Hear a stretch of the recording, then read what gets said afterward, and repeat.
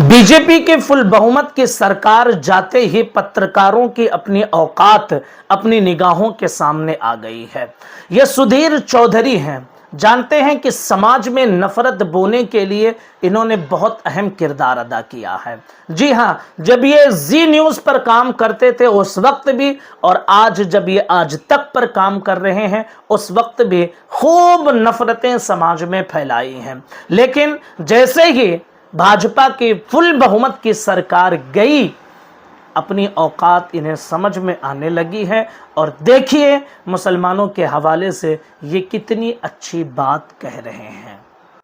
नया जो सबक है वो ये है कि हिंदुत्व के मुद्दे पर अब हिंदुस्तान में चुनाव नहीं जीते जा सकते, और ये बात बीजेपी को अब समझ लेनी चाहिए। यहां हम हमारे मुस्लिम भाइयों और बहनों की भी बहुत आज तारीफ करना चाहेंगे, जो लोकतंत्र के सच्चे सिपाही बनकर आए।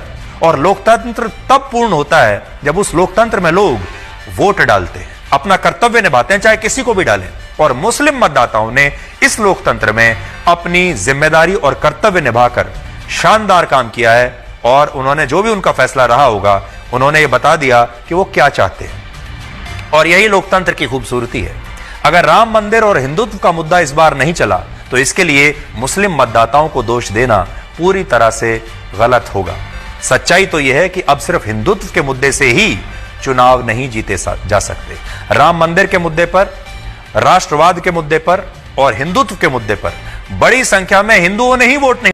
मोअज़्ज़ज़ नाज़रीन, आपने सुना, मुसलमानों ने इस लोकतंत्र में जो वोट दिया है वो अपनी भूमिका निभाई है। और हकीकत यही है कि जिस साल में राम मंदिर का उद्घाटन हुआ, जो हिंदुत्व का साल कहा जाने लगा, जिस साल में हिंदुत्व खूब परवान चढ़ा, जिस साल में राम मंदिर जैसा मंदिर बनवाया गया और खूब नफरतें फैलाई गई, उद्घाटन किया गया, वहां से उस लोकसभा सीट से भाजपा कैंडिडेट का हार जाना और पूरे हिंदुस्तान में अपने दम पर बहुमत की सरकार न बना पाना, ये दरअसल उनकी हार है। और दरअसल इसमें उन लोगों ने अहम किरदार अदा किया है जिन्होंने जात पात और मजहब धर्म से हटकर राजनीति करते हुए और हिंदुत्व को पीछे ढकेलते हुए संविधान और कानून के हिसाब से वोट दिया